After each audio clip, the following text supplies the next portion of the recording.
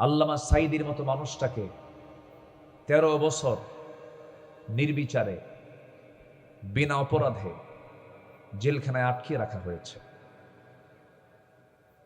আমি তাকে খুব ভালোবাসি, উনি আমাকে খুব ভালোবাসতেন। উনি জেলখানার ভিতরে জেলে ঢোকার মাত্র ৪ দিন আগে ওনার সাথে আমার দেখা।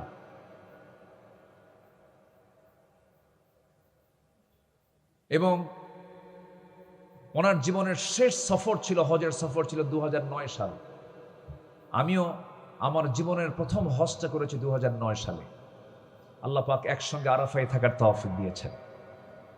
তো ওই সময় তাকে বলা হয়েছিল, হুজুর দেশের অবস্থা খুব খারাপ, আপনি দেশে না ফিরে গিয়ে সৌদি আরব আপনাকে সিটিজেনশিপ দিবে, আপনি দেশেই থেকে যান। উনি বললেন মুস্কি হাসি মেরে, সাঈদী পালায়া থাকে না, সাঈদী কোনো চোর না, সাঈদী কোনো ডাকাত না, সাঈদী দেশে ফিরে যাবে, হাসতে হাসতে ফাঁসির মঞ্চে যাবে, বাতিল শক্তির কাছে মাথা নত করবে না। বলেন তো আজকের থেকে এই ১৬ বছর ধরে আমাদেরকে যারা রাজাকার বলে গালি দিয়েছে, আমরা একটা লোক কি পাকিস্তান গেছি? আস্তে করে একটা লোক কি কেউ পাকিস্তান গেছে? ভারতীয় রাজাকাররা বলেন গেছে কিনা, বলেন গেছে কিনা, বলেন কেউ কি আছে? কেউ কি আছে? সব চলে গেছে। এখন বলেন আমাদেরকে যে তারা যে গালিগুলো দিল, সেই গালির সঙ্গে কোনো বাস্তবতা আছে? আমরা দেশকে জীবনের চাইতে বেশি ভালোবাসি। সম্মানিত ভাইয়েরা, স্পষ্ট ভাষায় জানান দিতে চাই, অনেকেই বলেন এদেশে সবার অধিকার আছে। হ্যাঁ, যারা বিগত ১৬ বছর দেশ চালিয়েছিলেন তারাও দেশের নাগরিক, তাদের অধিকার আছে। কিন্তু সকল বৈধতা পেতে পাওয়ার আগে, কয়েক মাস আগে জুলাই আন্দোলনে যে ২০০০ মানুষকে জীবন দিতে হলো, এই ২০০০ শহীদের বিচার আগে বাংলার জমিনে হতে হবে। ২০০০ জীবনকে আগে ফেরত দিতে হবে, ফেরত। মার কোলে এই সন্তানগুলোকে ফেরত দাও। ৩০,০০০ আহত, এখন ৩০,০০০ আহত ওই জুলাইয়ের আন্দোলনে, যাদের পা নাই, যাদের চোখ নাই, অনেকের হাত নাই, কর্মহীন হয়ে পড়ে আছে, ওদের হাত পা সব ভালো করে দিতে হবে। নাম্বার ৩, শাপলার চত্বরে অসংখ্য আলেমকে শহীদ করা হয়েছে, এগুলোর সঠিক তদন্ত করে বিচার করতে হবে। ৫৭ জন অফিসার, কোন বিশ্বযুদ্ধ, প্রথম বিশ্বযুদ্ধ, দ্বিতীয় বিশ্বযুদ্ধে এতগুলো অফিসার একসঙ্গে মারা যায়নি। যা পরিকল্পিত নাটক সাজিয়ে পিলখানার সে হত্যাকাণ্ড চালানো হয়েছে, মেজর গোলজার সহ এদেশের ফার্স্ট ক্লাস নাগরিক, তারা দেশের জন্য অনেক কিছু করেছেন, তাদেরকে শহীদ করা হয়েছে। এই সমস্ত অফিসারদের জান এবং নেতৃত্ব ফেরত দিতে হবে। এদেশের মানুষের মাথার ঘাম পায়ে ঝরানো সেই পরিশ্রমের ফসল, কৃষিকাজ, গার্মেন্টস শিল্প, বিভিন্ন পরিশ্রমের মধ্যে অর্জিত যে অর্থ, জনগণের টাকার যে, এই জনগণের যে সম্পদ, যে অর্থ, এর থেকে $234 বিলিয়ন যে সম্পদ দেশে পাচার করা হয়েছে, দেশ থেকে বাইরে পাচার করা হয়েছে, সকল সম্পদ ফেরত দিয়া দেশে রাজনীতি করতে হবে। ঠিক কিনা বলেন? সম্মানিত ভাইয়েরা, বিগত ১৬ বছরে জরিপ অনুযায়ী ৬০,০০০ মানুষকে গুম করা হয়েছে, খুন করা হয়েছে। প্রত্যেকটি হত্যার বিচারের পর তাদের সকল কিছুর সুবিধা তারা ভোগ করতে পারবে। আসতে বলবেন না, জোরে বলুন ঠিক কিনা, জোরে বলুন ঠিক কিনা। সম্মানিত ভাইয়েরা, আমরা মানুষকে ভালোবাসি, আমরা মহব্বত করি, কিন্তু ওদের মধ্যে কোনো মায়া ছিল না ভাই, ওদের মধ্যে মায়া ছিল না। এই ঝিনাইদহে ছোট্ট ছেলেকে মেরে লাশ হয়ে গেছে, তার চোখটা তুলে নিয়েছে, দুটো চোখ তুলে নিয়েছে। মা বলে দিল, ও জালেমরা, আমার সন্তানের জীবন তোরা নিলি, কিন্তু আমার সন্তানের মায়াবী চেহারা আমাকে ভালো করে দেখতে দিলি না। সন্তানকে মারছিস, চোখটা তুলে নিলি কোন অপরাধে? সেদিন ওই মা দোয়া করেছিল, আল্লাহ আমার সন্তানের যারা চোখ তুলে নিয়েছে, মৃত লাশের চোখ যারা তুলে নিয়েছে, তুমি তাদের একটা একটা করে ধরবার বিচার করবা। আল্লাহ পাক একটা একটা করে ধরতেছে আর বিচার করতেছে। আস্তে কন কেন ভাই? যার নেতৃত্ব ওই শিশু সন্তানকে মারা হয়েছিল, শিশুই বলবো ক্লাস 8, 9 তো শিশুই মারা হয়েছিল, সেই এলাকার জনপ্রতিনিধি। এই ঝিনাইদহের ঘটনা, কালীগঞ্জের ঘটনা, কলকাতায় গেছে, যাওয়ার পর তারই লোকজন তাকে টুকরো টুকরো করে মেরে হত্যা করে টুকরো টুকরো করে হাড় থেকে গোশত আলাদা করেছে।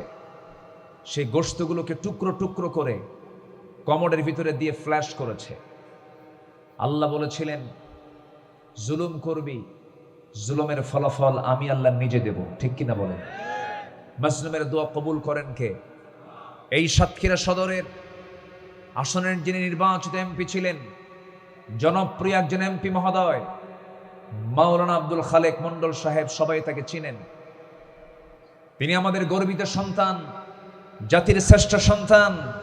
এই আব্দুল খালেক মন্ডলের বাড়িটাকে বুলডোজার দিয়ে ভেঙ্গে চুরমার করেছিল প্রশাসন দিয়ে।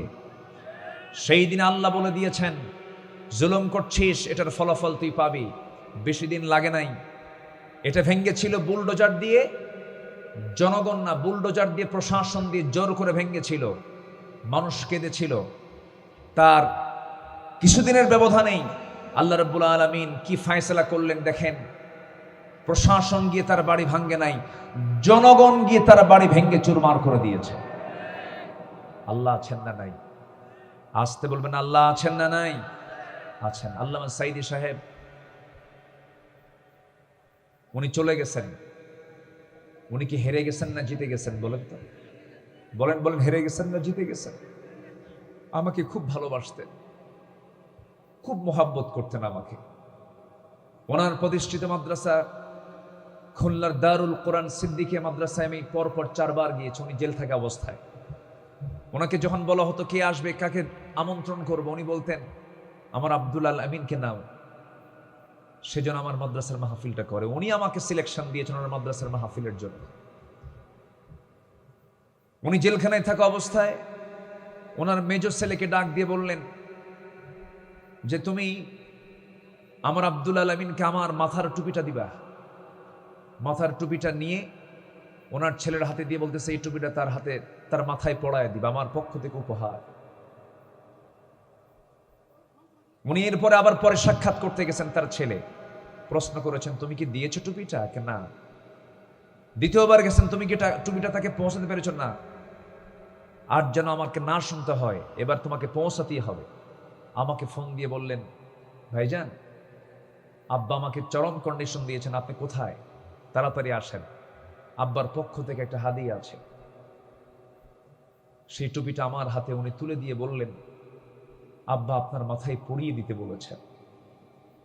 সম্মানিত ভাইয়েরা,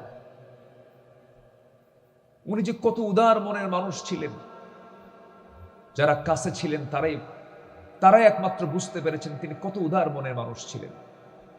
সৈয়দ কামাল উদ্দিন জাফরি, সবাই তার নাম শুনেছেন। এদেশে যদি হাতে গোনা 5 জন আলেমকে যদি শীর্ষস্থানীয় মনে করেন, তার মধ্যে উনি একজন। জাফরি সাহেব এবং আল্লামা সাইদ রাহিমাহুল্লাহ দুজন সফরে গেছেন ইরানে। কোথায় গেছেন? ইরানে সফরে গেছেন। সেখানে রাতের বেলা তারা একই বিছানায় ঘুমাচ্ছিলেন, একই রুমে ঘুমাচ্ছিলেন। রাতের বেলা আল্লামা সাইদি রাহিমাহুল্লাহ তিনি দেখেন জাফরি সাহেবের জুতাটা একটু ময়লা হয়ে আছে। ওনার লুঙ্গি দিয়ে উনি ওনার জুতাটা মুছতেছেন। উনি টের পেয়ে এসে বলতেছেন, সাইদি সাহেব এটা আপনার কি আচরণ হলো? উনি কেঁদে কেঁদে বলছেন, একজন বড় আলেমের খেদমতকে আমি করার অধিকার রাখি না? এই বিশাল উদার মনের মানুষ ছিলেন তিনি। ওনার মুখ থেকে বের হয়েছিল এদেশের কওমি মাদ্রাসা এবং এদেশের আলিয়া। কওমি এবং আলিয়া হচ্ছে আমার এই 2 চোখের মণি। কওমি আলিয়ার যে ভেদাভেদের যে প্রাচীর, এটা ভেঙ্গে ফেলার সবচেয়ে উদাত্ত আহ্বান জানিয়েছেন সবার আগে এই বাংলাদেশ আল্লামা সাইদ রাহিমাহুল্লাহ। সেই সাইদি সাহেবকে তিলে তিলে জেলখানায় আটকে রেখে শেষ পর্যন্ত দিল্লির প্রেসক্রিপশনে 2023-এর 14 আগস্ট তাকে দুনিয়া থেকে বিদায় করে ফেলা হয়। 14 আগস্টে তার শাহাদত বরণ হলো। 24-এর 5 আগস্ট সব দেশ থেকে তারা পালাতে বাধ্য হয়েছে। আসতে বলবেন না, জোরে বলুন ঠিক কিনা। 1 বছরও পার করতে দেয় নাই। তিনি আমার কে? আসতে বলবেন না, তিনি আমার কে?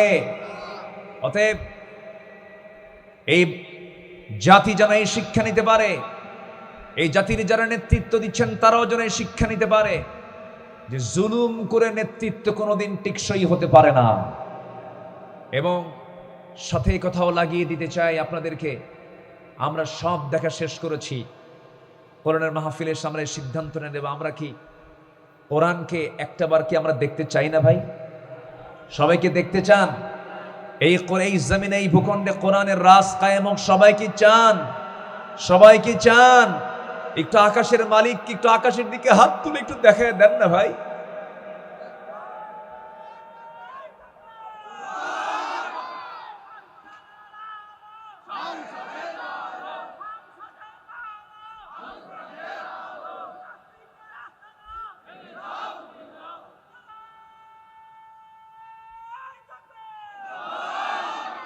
আল্লাহ কবুল করুন, জোরে বলি আমিন।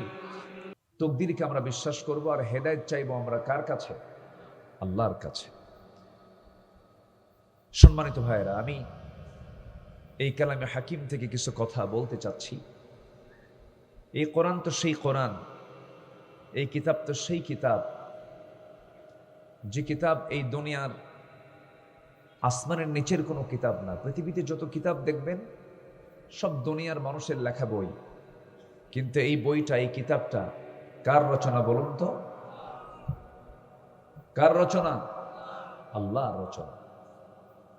আল্লাহ রাব্বুল আলামিন নিজেই নাজিল করেছেন। কি জন্য নাজিল করেছেন? মহান রাব্বুল আলামিন বলেন, আলিফ লাম রা কিতাবুন আনজালনাহু ইলাইকা লিতুখরিজান নাসা মিনায-যুলুমাতি ইলান-নূর। হে রাসূল, আমি আপনার প্রতি এই কোরআন যে নাজিল করেছি, কোরআন নাজিলের মূল উদ্দেশ্য হলো আপনি যেন অন্ধকারে থাকা জাতিকে, অন্ধকারে নিমজ্জিত জাতিকে যেন কোরআনের আলোকে আলোকিত করে তাদেরকে যেন জান্নাতের রাস্তায় তুলে দিতে পারেন। এই জন্য আমি কোরআন নাজিল করেছি। জোরে বলি সুবহানাল্লাহ। আমরা যে সমাজে আছি সেই সমাজটা কি আলোকিত সমাজ না অন্ধকার সমাজ? বলেন। শুধু অন্ধকার না মহা অন্ধকার? মহা অন্ধকারই বলবো আমি। কারণ নারীরা আন্দোলন করতে নিয়ে বলে যে আমাদেরকে উন্মুক্ত গর্ভপাতের সুযোগ দেওয়া হোক। নাউজুবিল্লাহ বলবেন না? উন্মুক্ত গর্ভপাত অর্থাৎ যে পুরুষই আমার সঙ্গে সম্পর্ক গড়ুক না কেন ওই দিকে তাকানোর দরকার নাই, আমাকে উন্মুক্ত গর্ভপাতের সুযোগ দেওয়া হোক এবং পতিতাবৃত্তিকে শ্রমিকের মর্যাদায় নিয়ে যাওয়া হোক।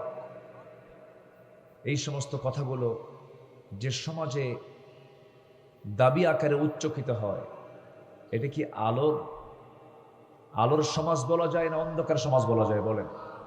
অন্ধকার। আমি আজকে একটু ভাঙ্গা ভাঙ্গা ভাবে কথা বলবো। আমি খুব বড় আওয়াজে আমি কথা বলতে পারবো না, শারীরিক কারণে। আমি খুব বেশি লম্বা যে কথা বলবো তাও না, একটু মনোযোগ দিয়ে সবাই কথাগুলো শুনবেন। জোরে বলি ইনশাআল্লাহ। আল্লাহ রাব্বুল আলামিন ধৈর্যের মানসিকতা নিয়ে শেষ পর্যন্ত, দোয়া পর্যন্ত আল্লাহ পাক সবাইকে থাকার তৌফিক দান করুন। জোরে বলি আল্লাহুম্মা আমিন। সম্মানিত ভাইয়েরা, এই পৃথিবীতে আমরা আসছি বদ আমল না নেক আমল করার জন্য? বলেন তো। বদ আমল না নেক আমল? কিন্তু দুঃখজনক হলো সত্য, এই দুনিয়াতে আজকে ভালো আমল বেশি না খারাপ আমল বেশি? বলুন, আমার সমাজের দিকে তাকায় যদি বলি, বলেন ভালো আমল বেশি না খারাপ আমল বেশি? খারাপের দিকটাই বেশি। কিন্তু আল্লাহ আমাকে আপনাকে পাঠিয়েছেন ভালো আমল করার জন্য। আল্লাহ রাব্বুল আলামিন বলেন, হুয়াল্লাযী খালাকাল মাউতা ওয়াল হায়াতা লিয়াবলুয়াকুম আইয়ুকুম আহসানু আমালান ওয়া হুয়াল আজিজুল গফুর। তিনি সেই মহান প্রভু যিনি তার বান্দাকে জীবন এবং মৃত্যু সৃষ্টি করেছেন যেন তিনি বুঝে নিতে পারেন কোন কোন বান্দাগুলো ভালো আমল করে যেতে পারলো। লিয়াবলুয়াকুম আইয়ুকুম আহসানু আমালা, নেক আমলের জন্য এই দুনিয়াতে পাঠানো হয়েছে মানুষকে। কিন্তু আজকে আমরা যদিও মুসলমান দাবি করি, কিন্তু মুসলমান হিসেবে ইসলামী সমাজের যে বৈশিষ্ট্য, মুসলিম সমাজের যে বৈশিষ্ট্য, তা আজকে আমাদের সমাজের ভিতরে নাই। আমার বন্ধুগণ, ইসলামী সমাজের বৈশিষ্ট্য হলো সমাজের ভিতরে নামাজি বেশি হবে, বেনামাজি কম হবে।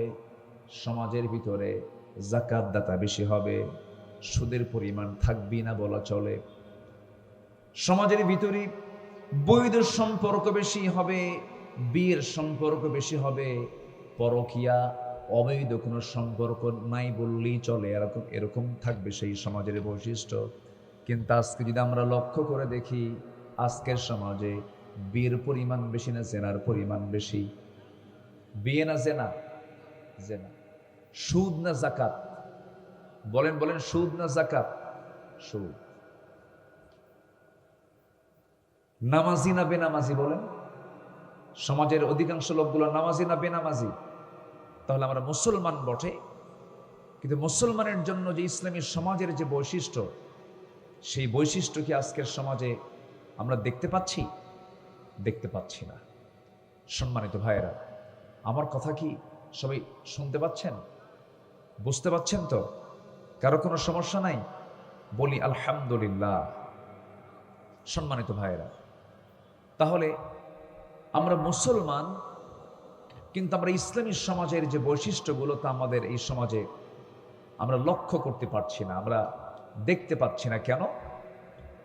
ইসলামের কোনো গন্ধ আজকের সমাজে আমরা লক্ষ্য করতে পারছি না। কেন? মূল কারণ হচ্ছে, মুসলমান হয়েছি বটে, কিন্তু মুসলমানরা আজকে প্রকৃত ইসলাম থেকে, কোরআন থেকে আমরা কি কাছে না দূরে চলে গেছি? বলেন তো, দূরে না কাছে? দূরে চলে গেছে। যদি এখানে প্রশ্ন করা হয়, যত মানুষ এখানে এসেছেন, হাজার হাজার মানুষ, যদি বলি কোরআনটাকে সহি করে পড়তে পারেন কতজন মানুষ? বেশি লোকের কি হাত উঠবে? না, খুব কম সংখ্যক লোকের হাত উঠবে যারা কোরআনটাকে সহি করে পড়তে পারেন। কেন এমন সিচুয়েশন হলো? কেন এমন সিচুয়েশন তো হওয়ার কথা ছিল না। এর জন্য সবার আগে বলবো, ব্যক্তিগত দোষ এটা ঠিক আছে, কিন্তু রাষ্ট্রেরও দোষ আছে না নাই? আসতে বলো, রাষ্ট্রের দোষ আছে না নাই? আচ্ছা, রাষ্ট্রেরও দোষ আছে। মন্ত্রণালয় ছিল, শিক্ষা মন্ত্রণালয় ছিল।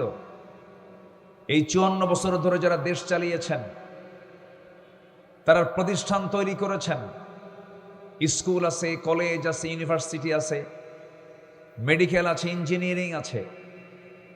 যে দেশের সংখ্যাগরিষ্ঠ 90% মুসলমান, যে কোরআনটা সহি করে না পড়তে পারলে তার নামাজি হয় না। অথচ সেই কম্পালসারি বিষয়টা এই জাতি সম্পূর্ণ মাহরুম হয়ে পড়ে আছে। কারণ সিলেবাসের ভিতরে এমন কোনো বাধ্যতামূলক কোনো শিক্ষার এই পদ্ধতি চালু করা হয় নাই। আমরা আগামীর বাংলাদেশ দেখতে চাই, প্রতিটি শিক্ষাঙ্গনে কোরআন শিক্ষাকে বাধ্যতামূলক করা হোক।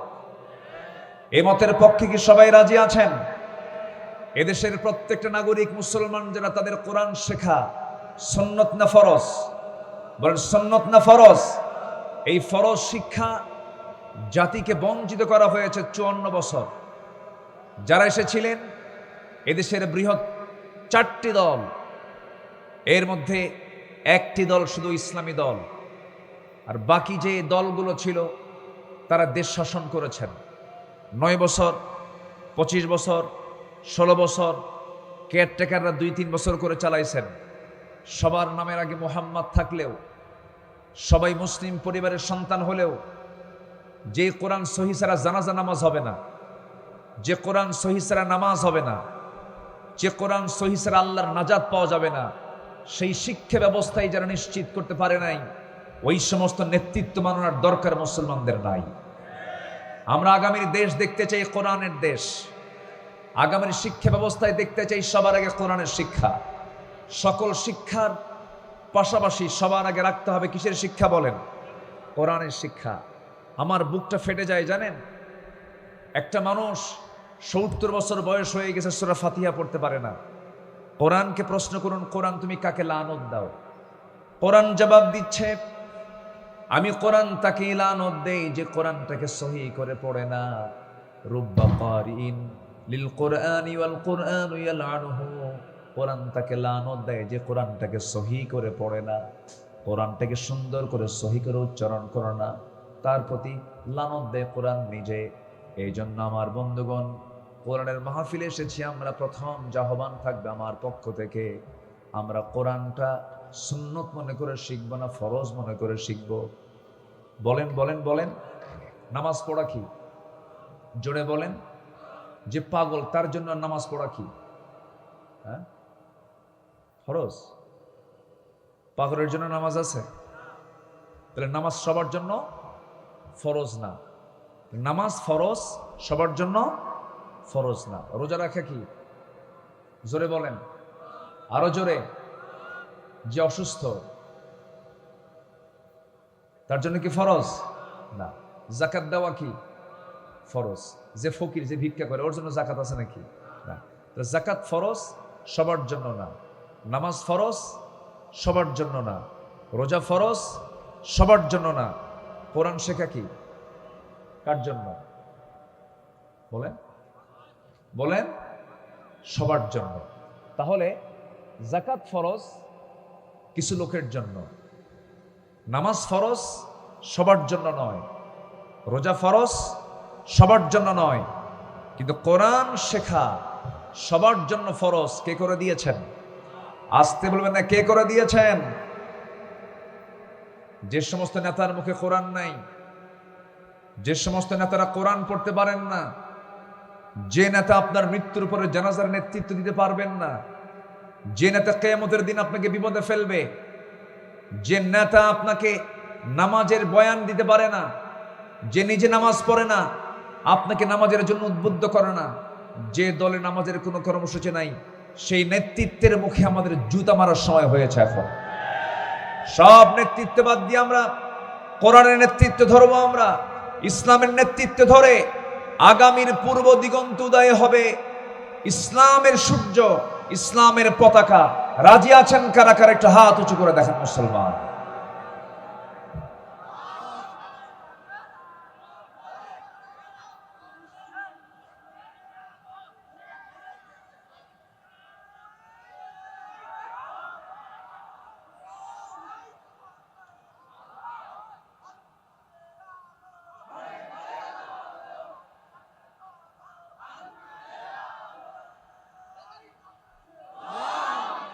আল্লাহ কবুল করুন। জোরে বলি আমিন।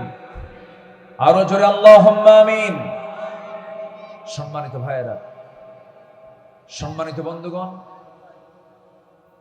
কোরআনের মাহফিলে কোরআন নিয়ে প্রাথমিক পর্যায়ে এসেনশিয়াল একটা কথা বললাম। সবার কি মনে থাকবে? নামাজ সবার জন্য নয়, রোজা সবার জন্য নয়, হজ সবার জন্য নয়, যাকাত সবার জন্য ফরজ নয়, কিন্তু কোরআন শেখা, কোরআন বোঝা সবার জন্য কি? যেরকম সবার জন্য কি? এটা থেকে আমাদের জাতিকে, এই জাতিকে বঞ্চিত রেখেছে যে সমস্ত নেতৃত্ব, ওই নেতৃত্বকে আর আমরা মানতে চাই না। আমরা আগামীতে দেখতে চাই নতুন নেতৃত্ব, ইসলামের নেতৃত্ব। জোরে বলি ইনশাআল্লাহ। এর জন্য দরকার হলো নেক আমল। কি আমল দরকার বলেন? নেক আমল। আমি যেখান থেকে কথা বলতে চাচ্ছি সেই সূরাটা হলো সূরাতুন নাহাল। সূরাতুন নাহাল থেকে আমি কিছু কথা বলতে চাই। সূরাতুন নাহলের ৯৭ নম্বর আয়াত, আল্লাহ পাক সুন্দর করে এখানে বলছেন নেক আমল করলে কি হবে। একটু কান লাগাবেন, মনোযোগ দিয়ে কথাগুলো শুনবেন। আল্লাহ রাব্বুল আলামিন বলেন, মান আমিলা সালিহাম মিন যাকারিন আও উনসা ওয়া হুয়া মুমিনুন ফালানুহয়িয়ান্নাহু হায়াতান তাইয়্যিবাহ ওয়া লানাজজিয়ান্নাহুম আজরাহুম বিআহসানি মা কানু ইয়ামালুন। জোরে বলুন আল্লাহু আকবার। মান আমিলা সালিহান, যে ব্যক্তি নেক আমল করবে, মিন যাকারিন আও উনসা, সেটা পুরুষ হোক আর নারী হোক, আল্লাহ পাক পুরুষের জন্য বড় জান্নাত দিবেন, মেয়েদের জন্য ছোট জান্নাত দিবেন। অনেকে মনে হয় খুশি হয়েছে, মনে হয় নাকি?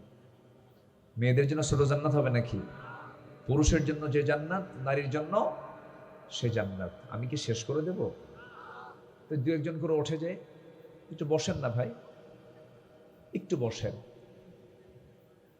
একটু বসেন। মাহফিলে এসে যদি অস্থিরতা মনে হয়, মাহফিলে এসে যদি মনে হয় যে আমি কখন উঠবো, ভাবতে হবে অবশ্যই পেছনে ওয়াসওয়াসা দেওয়ার মতো একজন আছে না নাই বলেন তো? আছে। আপনি পৃথিবীতে এখন এই অঞ্চলে কোথাও এর চাইতে শ্রেষ্ঠ জায়গা পাবেন না, যেখানে বসলে গুনাহ মাফ হচ্ছে, যেখানে বসলে ফেরেশতারা দোয়া করতেছে, যেখানে বসা মাত্র ফেরেশতারা আল্লাহর কাছে দোয়া করছে, আল্লাহ এই বান্দার তামাম জিন্দেগির গুনাহগুলোকে মাফ করে দাও। তাহলে আপনি এর চাইতে আর উত্তম জায়গা আপনি কোথায় পাবেন? একটু বসেন, একটু ধৈর্য ধরি আমরা। তাহলে জান্নাত মেয়েদেরও যত বড়, পুরুষেরও তত বড়। কিন্তু দুনিয়ার জিন্দেগিতে ছেলে যে সম্পদ পায়, মেয়ে বাবার সম্পত্তি সমান পায় না কম পায়? আসতে কয় বেশি পায় না কম পায়? কম পায়। এই জন্য ওই যে নারীবাদীরা রাস্তায় নেমে নেমে বলে আমাদের কোরআনও ঠকায় দিছে, জোরে কোন নাউযুবিল্লাহ, আরো জোরে কোন নাউযুবিল্লাহ।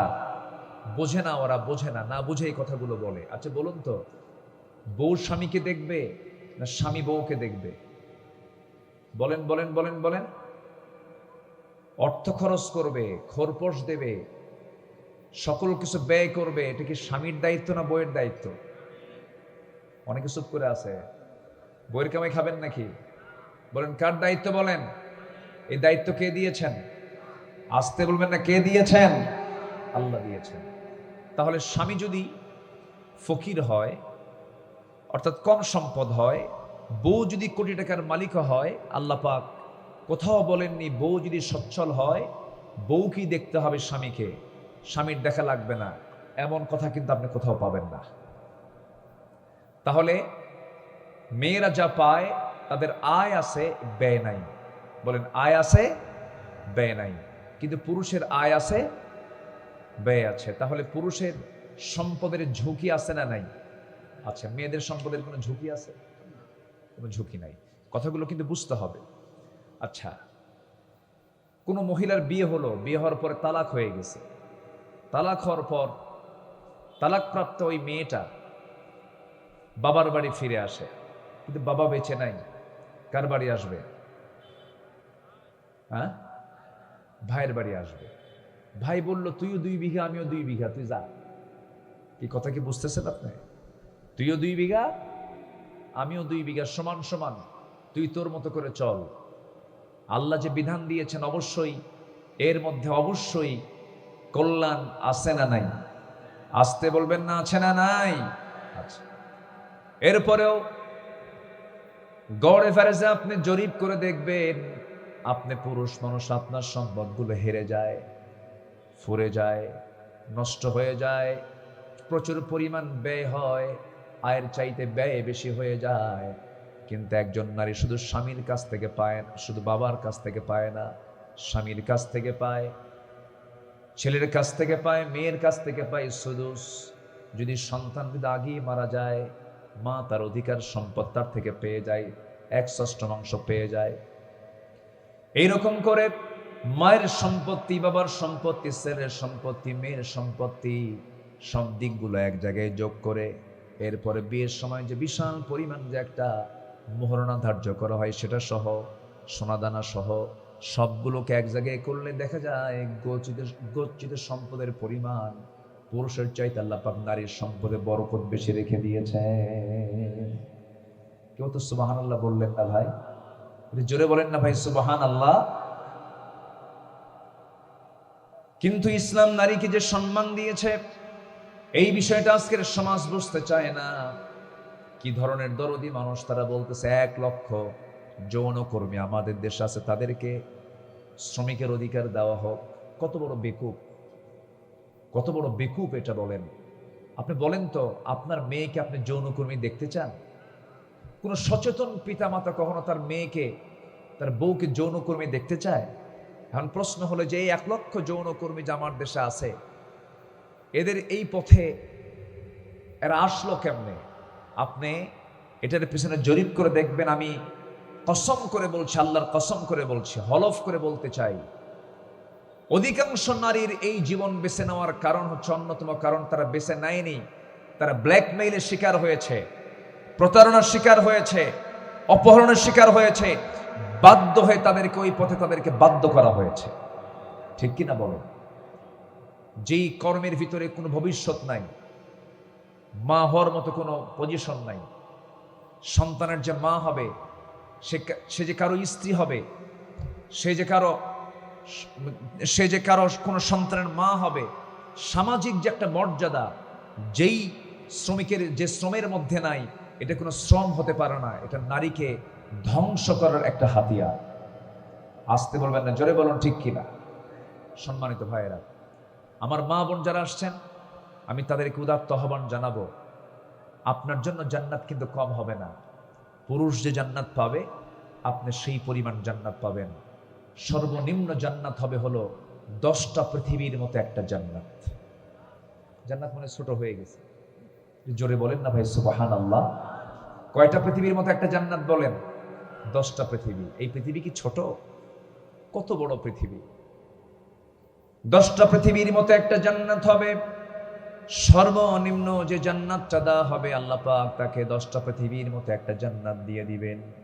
আল্লাহ বলছেন, মান আমিলা সালিহাম মিন যাকারিন আও উনসা, যে ব্যক্তি নেক আমল করবে, পুরুষ হোক অথবা মহিলা হোক, এই দুনিয়ার জিন্দেগিতে সে যদি মুমিন হয়ে থাকে, আমি তাকে বরকতময় জীবন দান করব। তাহলে এই দুনিয়াতে নেক আমলের ফলাফল হলো, নেক আমল যারা করবে ওজনে যারা কম দেবে না, জমির আইল যারা ঠেলবে না,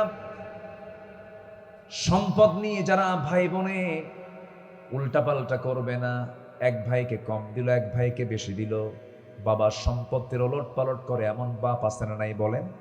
আছে।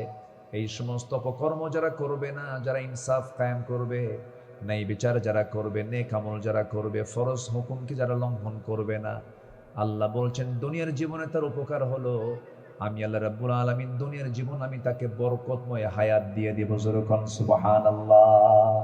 নেক আমল করলে পরে বরকতময় হায়াত দান করবেন তিনি আমারকে, আর খারাপ আমল করলে পরে মাওয়ারি দিল্লি গিয়ে পড়ে থাকতে হবে। কোথায় পড়ে আছে? নেকামল, নেকামল না বদামল? বলেন নেকামল না বদামল? নেকামল না বদামল? বদামল। এমন কোন আকাম কুকাম নাই যা তার জীবনে আসে নাই। আমি বলি কি জানেন সে কেমন? তার মধ্যে ফেরাউনের কিছু খাসরত আছে। ফেরাউন বললে ভুল হবে, নমরুদের কিছু খাসরত আছে। আবার ওটা বললে ভুল হবে, আবু জেহেলেরও কিছু খাসরত আছে। সবগুলোর রস দিয়া এটাকে বানানো হয়েছে। কি রাগ করতেছেন নাকি আপনারা? রাগ করলেও কিছু যায় আসে না তো। আমাদেরকে অনেক কিছু করেছে, আমাদের প্রতি অনেক জুলুম করা হয়েছে, অত্যাচার করা হয়েছে। আল্লামা সাইদির মতো মানুষটাকে 13 বছর নির্বিচারে বিনা অপরাধে জেলখানায় আটকিয়ে রাখা হয়েছে। আমি তাকে খুব ভালোবাসি, উনি আমাকে খুব ভালোবাসতেন। উনি জেলখানার ভিতরে, জেলে ঢোকার মাত্র 4 দিন আগে ওনার সাথে আমার দেখা।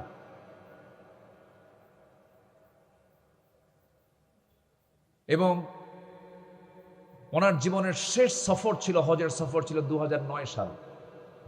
আমিও আমার জীবনের প্রথম হজটা করেছি 2009 সালে। আল্লাহ পাক একসঙ্গে আরাফায় থাকার তৌফিক দিয়েছেন।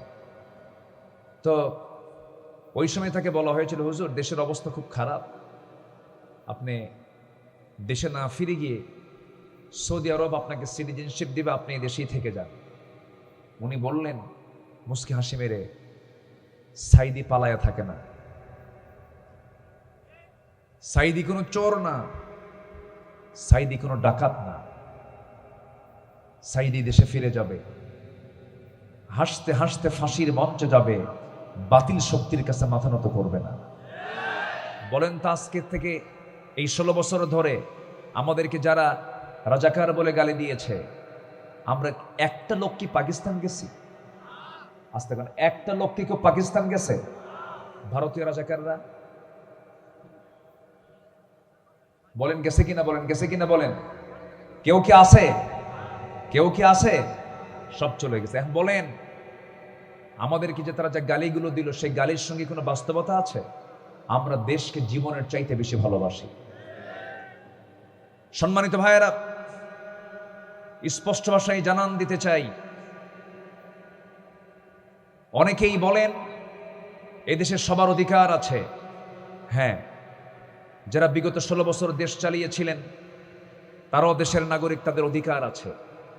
কিন্তু সকল বৈধতা পাওয়ার আগে, কয়েক মাস আগে জুলাই আন্দোলনে যে 2000 মানুষকে জীবন দিতে হলো, এই 2000 শহীদের বিচার আগে বাংলার জমিনে হতে হবে।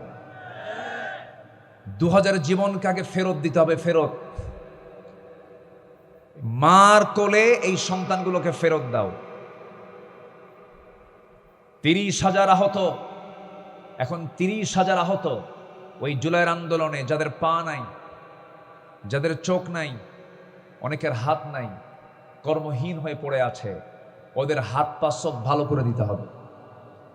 নাম্বার 3, শাপলার চত্বরে অসংখ্য আলেমকে শহীদ করা হয়েছে, এগুলোর সঠিক তদন্ত করে বিচার করতে হবে। 57 জন অফিসার, কোন বিশ্বযুদ্ধ, প্রথম বিশ্বযুদ্ধ, দ্বিতীয় বিশ্বযুদ্ধে এতগুলো অফিসার একসঙ্গে মারা যায়নি। যা পরিকল্পিত নাটক সাজিয়ে পিলখানার সে হত্যাকাণ্ড চালানো হয়েছে, মেজর গোলজার সহ এদেশের ফার্স্ট ক্লাস নাগরিক, তারা দেশের জন্য অনেক কিছু করেছেন, তাদেরকে শহীদ করা হয়েছে। এই সমস্ত অফিসারদের জান এবং নেতৃত্ব ফেরত দিতে হবে। এদেশের মানুষের মাথার ঘাম পায়ে ঝরানো সেই পরিশ্রমের ফসল, কৃষিকাজ, গার্মেন্টস শিল্প, বিভিন্ন পরিশ্রমের মধ্যে অর্জিত যে অর্থ, জনগণের টাকার যে, এই জনগণের যে সম্পদ, যে অর্থ, এর থেকে $234 বিলিয়ন যে সম্পদ দেশে পাচার করা হয়েছে, দেশ থেকে বাইরে পাচার করা হয়েছে, সকল সম্পদ ফেরত দিয়া দেশে রাজনীতি করতে হবে। ঠিক কিনা বলেন? সম্মানিত ভাইয়েরা, বিগত 16 বছরে জরিপ অনুযায়ী 60,000 মানুষকে গুম করা হয়েছে, খুন করা হয়েছে। প্রত্যেকটি হত্যার বিচারের পর তাদের সকল কিছুর সুবিধা তারা ভোগ করতে পারবে। আসতে বলবেন না, জোরে বলুন ঠিক কিনা, জোরে বলুন ঠিক কিনা। সম্মানিত ভাইয়েরা, আমরা মানুষকে ভালোবাসি, আমরা মহব্বত করি, কিন্তু ওদের মধ্যে কোনো মায়া ছিল না ভাই, ওদের মধ্যে মায়া ছিল না।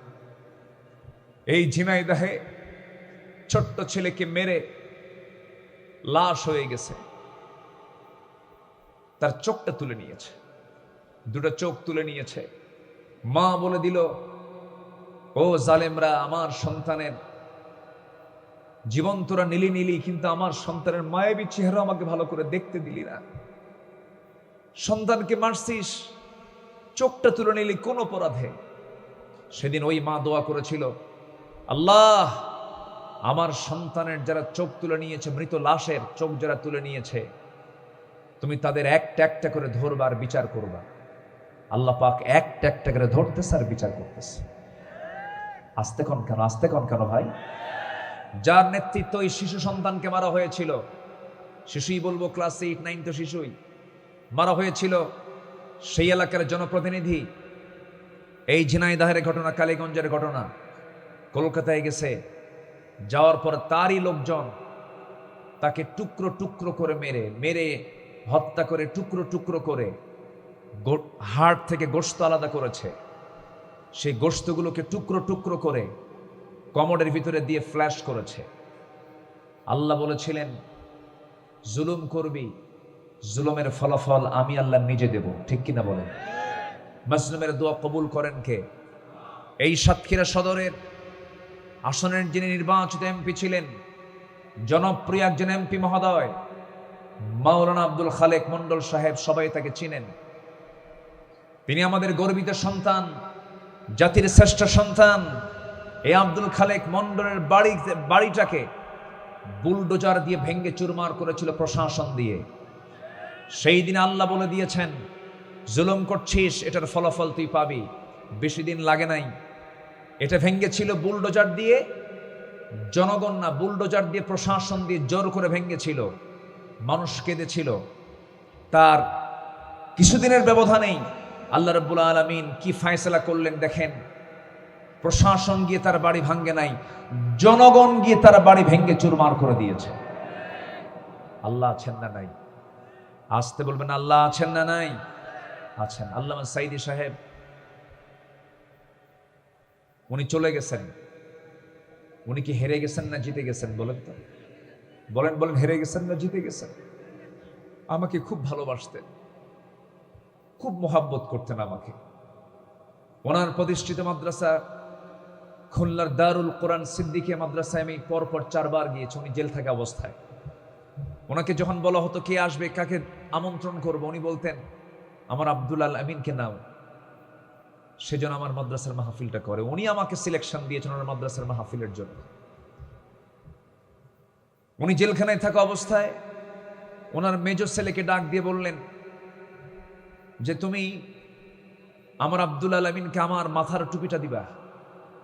মাথার টুপিটা নিয়ে ওনার ছেলের হাতে দিয়ে বলতেছে এই টুপিটা তার হাতে, তার মাথায় পড়ায় দিবা, আমার পক্ষ থেকে উপহার। উনি এরপরে আবার পরে সাক্ষাৎ করতে গেছেন, তার ছেলে প্রশ্ন করেছেন তুমি কি দিয়েছো টুপিটা? না। দ্বিতীয়বার গেছেন, তুমি কি টুপিটা তাকে পৌঁছাতে পেরেছ? না। আর যেন আমাকে না শুনতে হয়, এবার তোমাকে পৌঁছাতেই হবে। আমাকে ফোন দিয়ে বললেন ভাইজান, আব্বা আমাকে চরম কন্ডিশন দিয়েছেন, আপনি কোথায়, তাড়াতাড়ি আসেন, আব্বার পক্ষ থেকে একটা হাদিয়া আছে। সেই টুপিটা আমার হাতে উনি তুলে দিয়ে বললেন আব্বা আপনার মাথায় পরিয়ে দিতে বলেছেন। সম্মানিত ভাইয়েরা, উনি যে কত উদার মনের মানুষ ছিলেন, যারা কাছে ছিলেন তারাই একমাত্র বুঝতে পেরেছেন তিনি কত উদার মনের মানুষ ছিলেন। সৈয়দ কামাল উদ্দিন জাফরি, সবাই তার নাম শুনেছেন। এদেশে যদি হাতে গোনা 5 জন আলেমকে যদি শীর্ষস্থানীয় মনে করেন, তার মধ্যে উনি একজন। জাফরি সাহেব এবং আল্লামা সাইদ রাহিমাহুল্লাহ দুজন সফরে গেছেন ইরানে। কোথায় গেছেন? ইরানে সফরে গেছেন। সেখানে রাতের বেলা তারা একই বিছানায় ঘুমাচ্ছিলেন, একই রুমে ঘুমাচ্ছিলেন। রাতের বেলা আল্লামা সাইদি রাহিমাহুল্লাহ তিনি দেখেন জাফরি সাহেবের জুতাটা একটু ময়লা হয়ে আছে। ওনার লুঙ্গি দিয়ে উনি ওনার জুতাটা মুছতেছেন। উনি টের পেয়ে এসে বলতেছেন সাইদি সাহেব, এটা আপনার কি আচরণ হলো? উনি কেঁদে কেঁদে বলছেন একজন বড় আলেমের খেদমতকে আমি করার অধিকার রাখি না? এই বিশাল উদার মনের মানুষ ছিলেন তিনি। ওনার মুখ থেকে বের হয়েছিল এদেশের কওমি মাদ্রাসা এবং এদেশের আলিয়া। কওমি এবং আলিয়া হচ্ছে আমার এই 2 চোখের মণি। কওমি আলিয়ার যে ভেদাভেদের যে প্রাচীর, এটা ভেঙে ফেলার সবচেয়ে উদাত্ত আহ্বান জানিয়েছেন সবার আগে এই বাংলাদেশ আল্লামা সাইদ রাহিমাহুল্লাহ। সেই সাইদি সাহেবকে তিলে তিলে জেলখানায় আটকে রেখে শেষ পর্যন্ত দিল্লির প্রেসক্রিপশনে 2023-এর 14 আগস্ট তাকে দুনিয়া থেকে বিদায় করে ফেলা হয়। 14 আগস্টে তার শাহাদত বরণ হলো। 24-এর 5 আগস্ট সব দেশ থেকে তারা পালাতে বাধ্য হয়েছে। আসতে বলবেন না, জোরে বলুন ঠিক কিনা? 1 বছরও পার করতে দেয় নাই, তিনি আমার কে? আসতে বলবেন না, তিনি আমার কে? অতএব এই জাতি যেন এই শিক্ষা নিতে পারে, এই জাতির যারা নেতৃত্ব দিচ্ছেন তারাও যেন এই শিক্ষা নিতে পারে যে জুলুম করে নেতৃত্ব কোনোদিন টেকসই হতে পারে না। এবং সাথে কথাও লাগিয়ে দিতে চাই আপনাদেরকে, আমরা সব দেখা শেষ করেছি।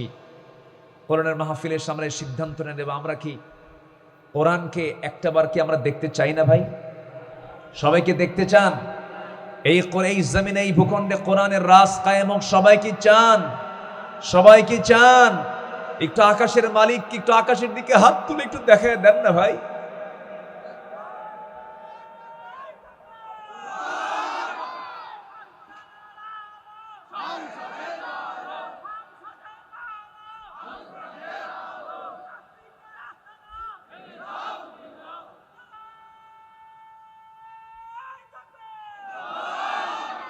আল্লাহ কবুল করুন, জোরে বলি আমিন। তাহলে আমরা সবাইকে নেক আমল করতে রাজি আছি ইনশাআল্লাহ। নেক আমল হচ্ছে এমন একটা আমল যে নেক আমলের ফলাফল হচ্ছে দুনিয়ার জিন্দেগিতে তার হায়াতটা আল্লাহ পাক বরকতময় করে দিবেন, সুখময় করে দিবেন। আমি তো মনে করি, চিন্তা করুন, গত 1 বছর আগেই যার পাসপোর্ট গোটা পৃথিবীর জন্য বরাদ্দ ছিল, আজকে তার পাসপোর্ট একমাত্র ইন্ডিয়া ছাড়া গোটা পৃথিবীর কোথাও আর আলো হয় না। আমার কি কথা বোঝা যায় ভাই? শুধুমাত্র বদ আমলের কারণে। আমরা নেক আমল করব, জোরে বলি ইনশাআল্লাহ। আর জোরে বলি ইনশাআল্লাহ। সম্মানিত ভাইয়েরা, আমরা সবাই দুনিয়া থেকে বিদায় নেব, নেক আমল করি আমরা বিদায় নিতে চাই।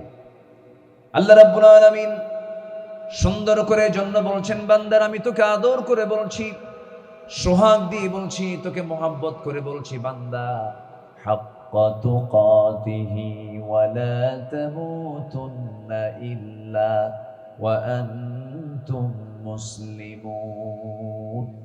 আমি আল্লাহ, আমাকে যথাযথভাবে ভয় করে চলো এবং সত্যিকারের মুসলমান না হয়ে মরো না, মুসলমান হয়ে তোমাকে মরতে হবে।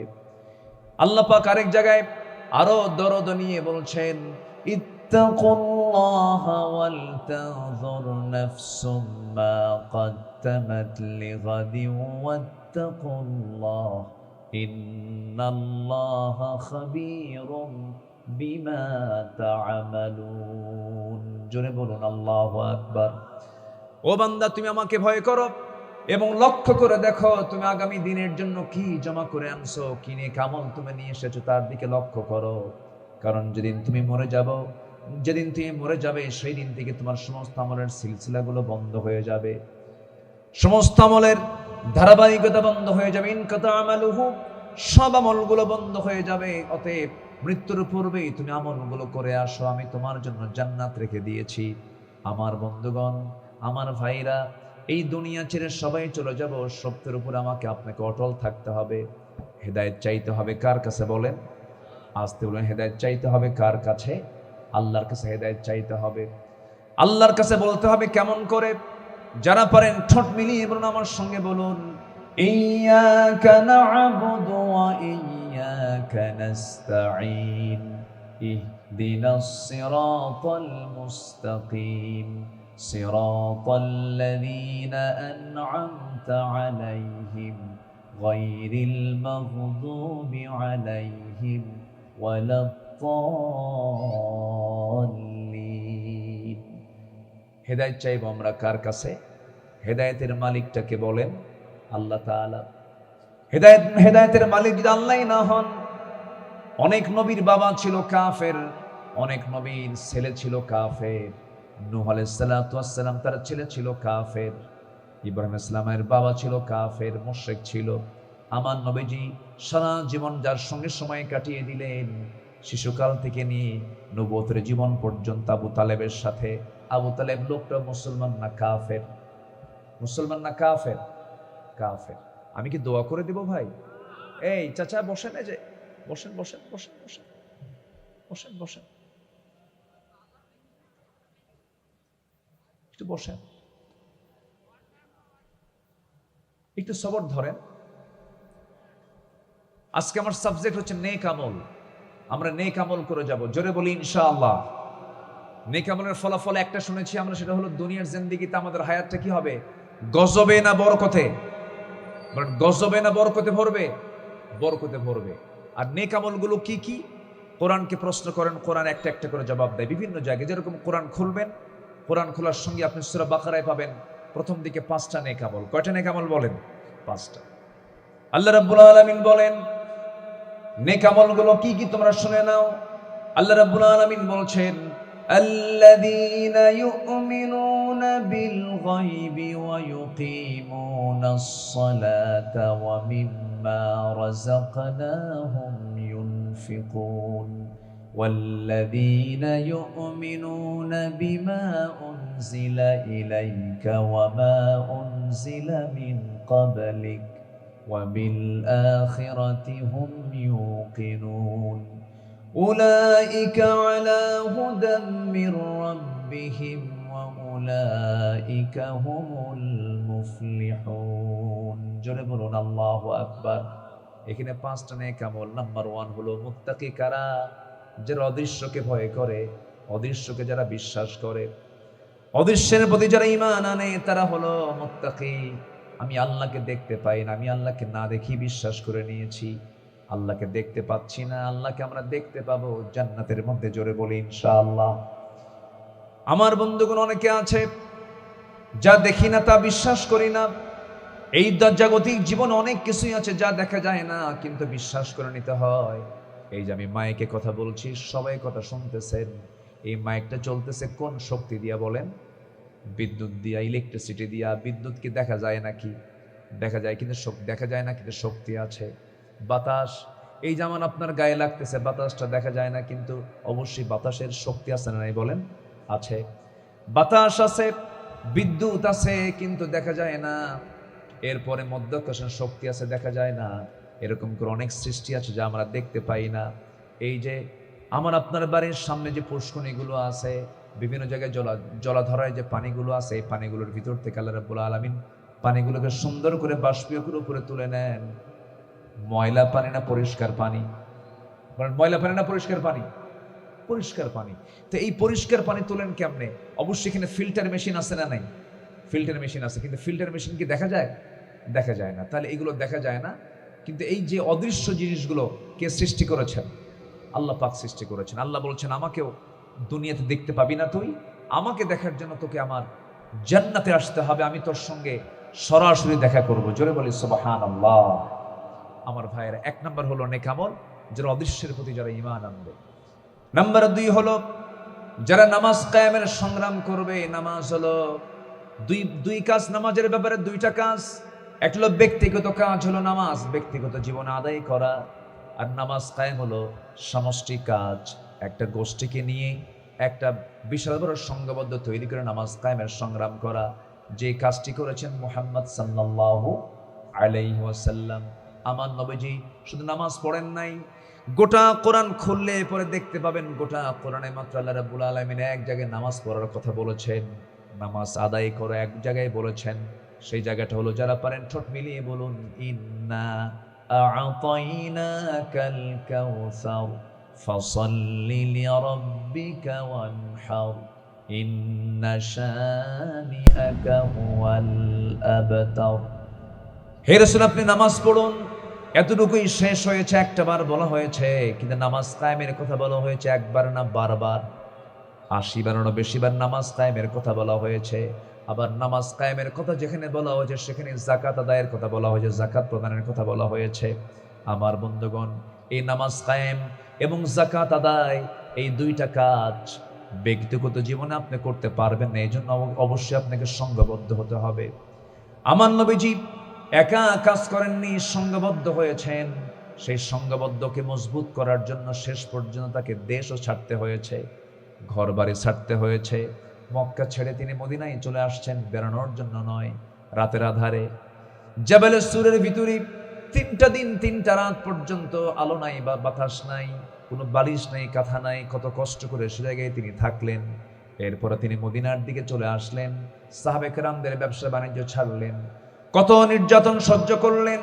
সবকিছুর মূল লক্ষ্য একটাই ছিল, শুধু নামাজকে শুধু আদায় করা নয়, নামাজকে রাষ্ট্রীয় পর্যায়ে কায়েম করা, যাকাতকে রাষ্ট্রীয় পর্যায়ে বাস্তবায়ন করা। এই জন্যই তিনি বদর পাড়ি দিয়েছেন, উহুদ পাড়ি দিয়েছেন, খন্দক পাড়ি দিয়েছেন, হিজরত করেছেন।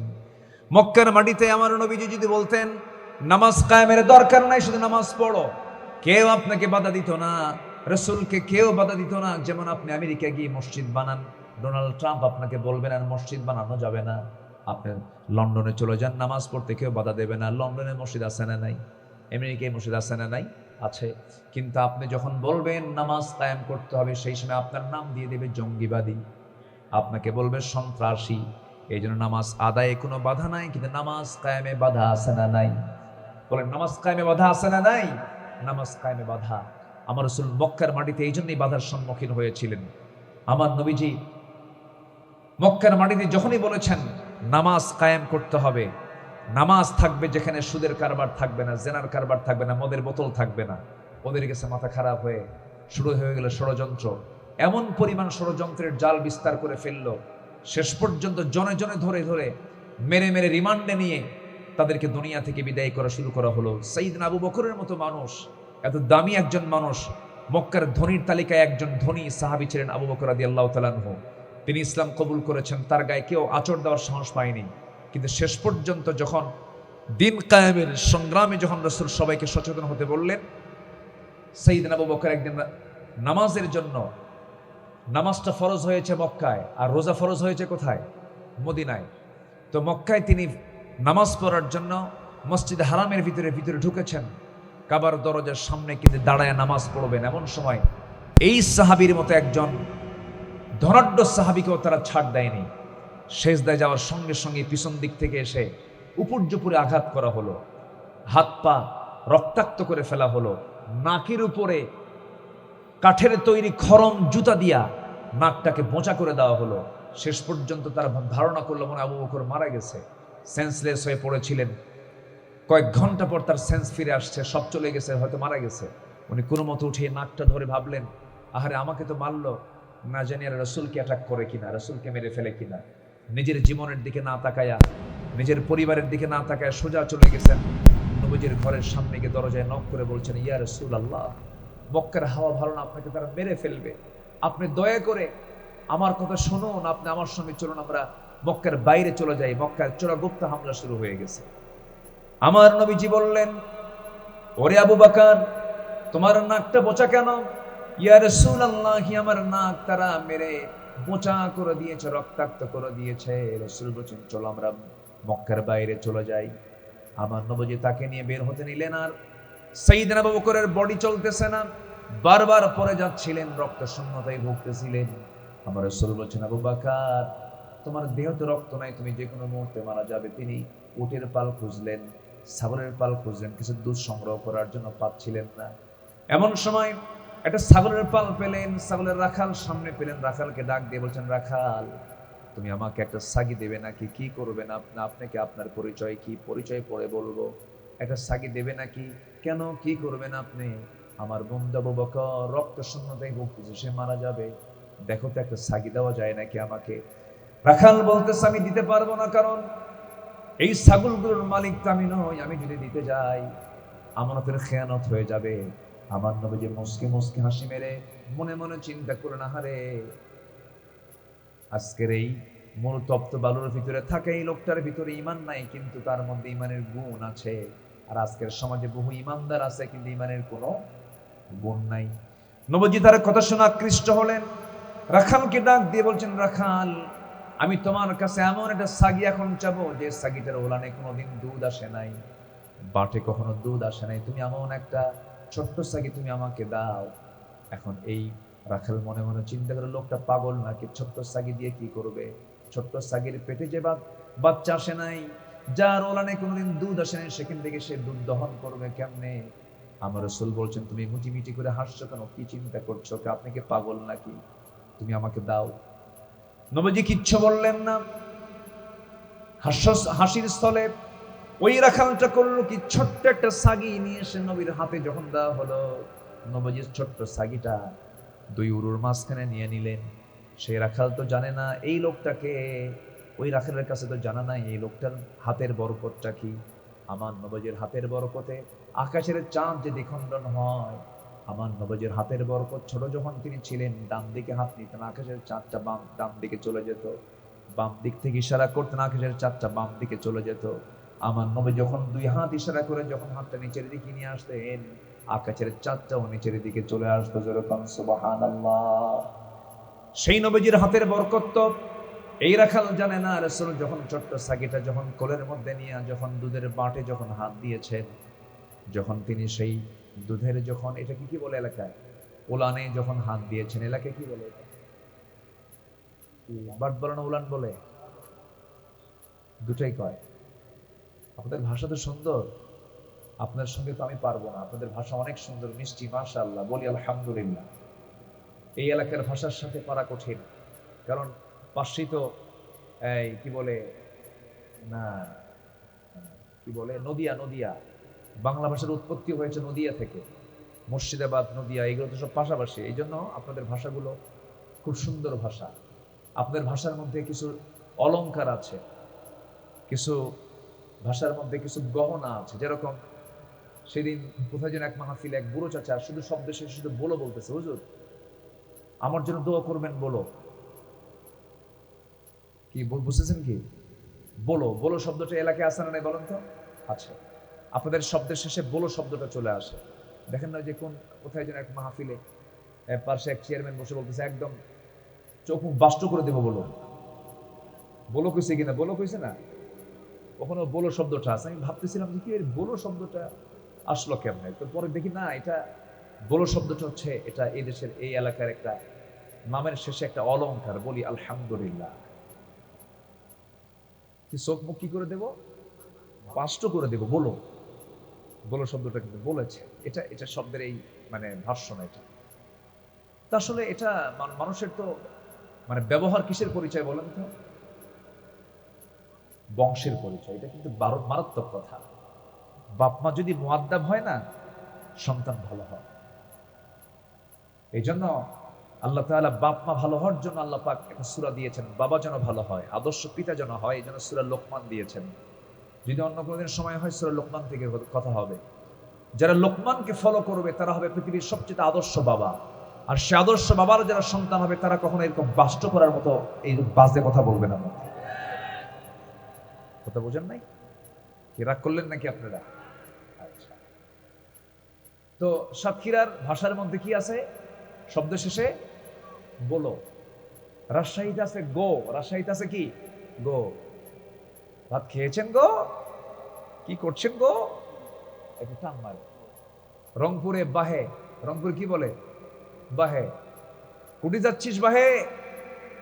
এটা হচ্ছে ওই দিকের ওই ভাষার অলংকার, গহনা। আচ্ছা, এরপরে নোয়াখালীর মানুষ ওরা বলে কেন। ভালো আছেন কেন? ভাত খাবেন কেন, মানে কেন ভাত খাবেন, শব্দ শেষে কেন বলে। লক্ষ্মীপুরে দোয়া করবেন যে, এখানে বসেন যে, কোথায় যাচ্ছেন যে, ওরা যে বলে, ওরা কেন বলে। ওখানে গো বলে, রংপুরে বাহে বলে, সাতক্ষীরায় কি বলে বলো। এই ভাষাগুলো কে দিয়েছেন? আল্লাহ দিয়েছেন। তাহলে ওলান না বাট? দুটাই মানে একই শব্দ, সহি শব্দ আপনারা বলেন আলহামদুলিল্লাহ। তো বাটে যখন হাত দিয়েছেন রসুলের হাত কি নরমাল হাত? আচ্ছা, নরমাল হাত হাত দিয়েছেন, সঙ্গে সঙ্গে ছোট্ট সাগের ওলানটা দুধে ভরপুর হয়ে গেছে। রসুল বললেন, এই রাখাল বাটে নিয়ে আসো। বাটে নিয়ে আসছে। আমার নবীজি নিজ হাতে দুধ দহন করলেন। নিজ হাতে দুধ দহন করে নবীজি এবার বাটি পূর্ণ করে বলছেন, আবু বকর সকালবেলা মার খেয়েছো, এত অত্যাচার সহ্য করেছো, অনেক আমল হয়ে গেছে, বরকতের খাবার তুমি এখন গ্রহণ করো। যেরকম সুবহানাল্লাহ।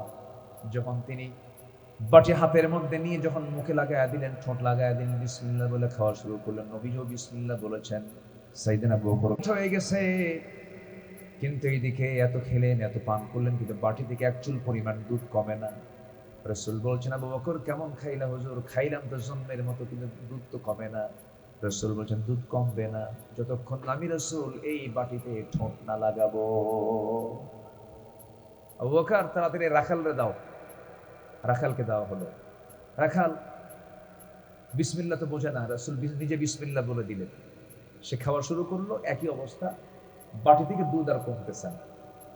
আমার নবীজি বললেন, সাহাবীরা শোনো, আমার আবু বকর শোনো, রাখাল শোনো, এই জায়গায় যদি আল্লাহর আরো কিছু গোলাম যদি এখানে যদি দুধ খাইতে আসতো, কেউ দুধের বাটি থেকে দুধ চুল পরিমাণ কমাতে পারতো না যতক্ষণ না আমি রাসূল আমি আমার মুখের ঠোঁটটা না লাগাবো। মুজিজা প্রকাশ পেয়ে গেল। আমার বন্ধুগণ, আমার রাসূল এমন করে সবসময় তার খাওয়ার অভ্যাসটা এরকমই ছিল। নেতাদের বৈশিষ্ট্য এমনই থাকা উচিত। আমার রাসূল যখন খেতে বসতেন, আগে খেতেন না খাওয়াতেন, আজ খেতেন না খাওয়াতেন, খাওয়াতেন সবাইকে, খাওয়ানো শেষ করে রাসূল পরে খেতেন। এমনকি বাড়ির বউ পর্যন্ত রাসূলকে আগে খাওয়াতে পারেন নাই। আম্মা জান আয়েশা বলেন, রাসূলের সামনে আমি গোশত নিয়ে যেতাম, রাসূল আমার দিকে ঠেলে দিয়ে বলতেন তুমি আগে খাওয়া শুরু করো, আমি গোশতগুলো খেয়ে হাড়গুলো রেখে দিতাম। রাসূল হাড়গুলো চুষে চুষে খেতেন।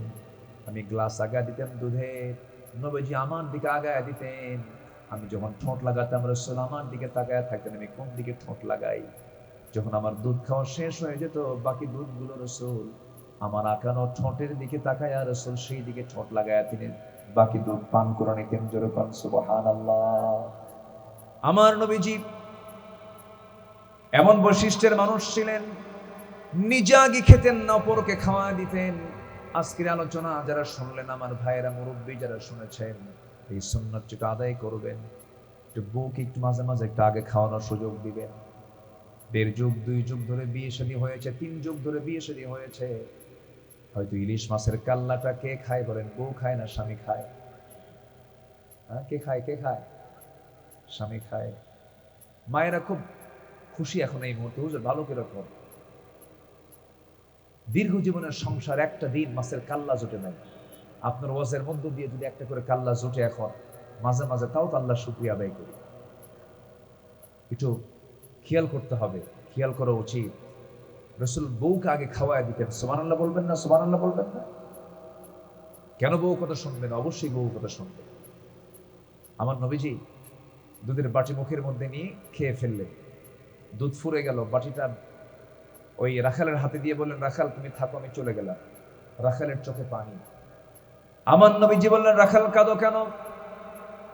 রাখাল বলতেছে, আমাকে ছেড়ে আপনি চলে যাবেন, এতক্ষণ খুব ভালো লাগলো, আপনি আমাকে ছেড়ে চলে গেলে তো আমার ভালো লাগবে না, আপনি আমাকে সাথে করে নিয়ে যান। রাসূল বলছেন, তোমাকে সাথে করে নিয়ে গেলে ছাগলগুলো দেখবে কে? তুমি তো আমানতের খেয়ানত করে ফেলবে। তাও তো কথা, ঠিক আছে আমি থেকে যাব, কিন্তু শর্ত আছে, আমি আপনাকে পাঠায় দেব, কিন্তু শর্ত একটা আছে। সেই শর্তটা কি বলো? শর্তটা হলো আপনি মনে মনে একটা দোয়া পড়লেন, সেই দোয়া পড়ে ওই ওলানে হাত দিলেন, ওলানটা দুধে ভরপুর হয়ে গেল। এই দোয়াটা আপনি আমাকে শিখায়া দেন। রাসূল বলেন, কেন, কি করবা? সঙ্গে সঙ্গে যুবক বলতেছে, রাখাল বলতেছে, এই দোয়াটা মাঝে মাঝে আমি পড়বো, ওলানে ফু দেব আর দুধ খাবো। সুবহানাল্লাহ বলবেন না? রাসূল বলছেন, রাখাল, এই বিসমিল্লাহর বরকত, এই দোয়ার বরকত তার জন্য আছে যার মধ্যে তাওহীদ আছে, যার মধ্যে কালেমা আছে, যার মধ্যে ঈমান আছে। তুমি 1000 বার বললে কোনো কাজ হবে না, তবে এই বিসমিল্লাহর বরকত যদি পেতে চাও, তোমার ভিতরে নিতে হবে লা ইলাহা ইল্লাল্লাহ। রাখাল মনে মনে চিন্তা করে ভাবতেছে, এই তো সাধারণ কোনো ব্যক্তি নয়, নাম শুনেছি মক্কার মাটিতে আব্দুল্লাহর পুত্র মুহাম্মদ নামে আল্লাহর একজন পয়গম্বরের আবির্ভাব হয়েছে। এবার তার চেহারার দিকে তাকায় বলে, আপনি কি আল্লাহর নবী মুহাম্মদ নাকি? রাসূল বলছেন, চিনতে ভুল করো নাই। হাত তাগায় দিয়ে বলছে, আশহাদু আল্লা ইলাহা ইল্লাল্লাহু ওয়াহদাহু লা শারীকা লাহু ওয়া আশহাদু আন্না মুহাম্মাদান আবদুহু ওয়া রাসূলুহু। হেদায়েতের মালিক কে বলুন? আসতে বলবেন না, হেদায়েতের মালিক কে? আল্লাহ পাক। রাসূলের সাহাবী আবু বকর মার খেলেন, বিতাড়িত হলেন, কাছের লোকগুলো হেদায়েত পেল না। আর সেই তপ্ত বালুর ভিতরে থাকা সেই মরণ চরের একজন রাখাল নবীর হাতে বায়াত নিয়ে বলে ফেলল, লা ইলাহা ইল্লাল্লাহ। হেদায়েতের মালিক কে বলেন? আসতে বলবেন হেদায়েতের মালিক কে? আমরা নেক আমল করব। সবাই কি নেক আমল করতে রাজি আছেন? আল্লাহকে বিশ্বাস করব, দেখে না না দেখে নামাজ কায়েমের সংগ্রাম করব। আল্লাহ রিজিক থেকে, আল্লাহর দেওয়া রিজিক থেকে কিছু অংশ আমরা আল্লাহর পথে খরচ করব। নাম্বার 4 হলো কিতাবকে বিশ্বাস করব। নাম্বার 5 হলো আখিরাতকে বিশ্বাস করব। সূরা মুমিনুনের প্রথমে 7টা কাজ, সূরা বাকারার শুরুতে 5টা কাজ, মোট 12টা কাজ আমরা শিখে যাব আজকে আমরা। নাম্বার 1, সবাই হাতে এই যে চিহ্নগুলো আছে আমরা একটু মুখস্থ করে নিই। নাম্বার 1 হলো অদৃশ্যকে বিশ্বাস করব, আল্লাহকে বিশ্বাস করব। নাম্বার 2 নামাজ কায়েম করব। নাম্বার 3 হলো আল্লাহর পথে ব্যয় করব। নাম্বার 4 হলো কিতাবকে বিশ্বাস করব। নাম্বার 5 হলো আখিরাতকে বিশ্বাস করব। নাম্বার 6 সূরা মুমিনুন। নাম্বার 1 হলো নামাজের ব্যাপারে আমরা অত্যন্ত যত্নশীল হব, খুশুখুশুর সঙ্গে নামাজ পড়ব। নাম্বার 2 হলো আল্লাযীনা হুম আনিল লাগবি মুরিদুন, বাজে কথা থেকে জিহ্বাকে আমরা বিশ্রামে রাখবো। এরপরে নাম্বার 8 হলো যাকাতটা ঠিকমতো আদায় করব। নাম্বার 9 হলো সুন্দর করে সকল প্রকার জেনার কাজ থেকে পরহেজ রেখে আমাদের আল্লাহ রাব্বুল আলামিন বলেছেন লজ্জাস্থানকে হেফাজত করার জন্য বলেছেন। এরপরে নাম্বার 10 হলো আমানতের খেয়ানত করব না। নাম্বার 11 হলো ওয়াদা ঠিক রাখবো। নাম্বার 12 হলো আল্লাযীনা হুম আলা সালাওয়াতিহিম ইউহাফিজুন, নামাজের ব্যাপারে যত্নশীল হব। এই 12টা কাজ যার মধ্যে থাকবে আল্লাহ রাব্বুল আলামিন বলেছেন তারাই সফল, এবং আমি আল্লাহ নিজে তাকে জান্নাতুল ফিরদাউসের মালিক বানায় দেব। জোরে কোন সুবহানাল্লাহ। আল্লাহ রাব্বুল আলামিন সবার জীবনে এগুলো আমল করার তৌফিক দান করুন। জোরে বলি আমিন।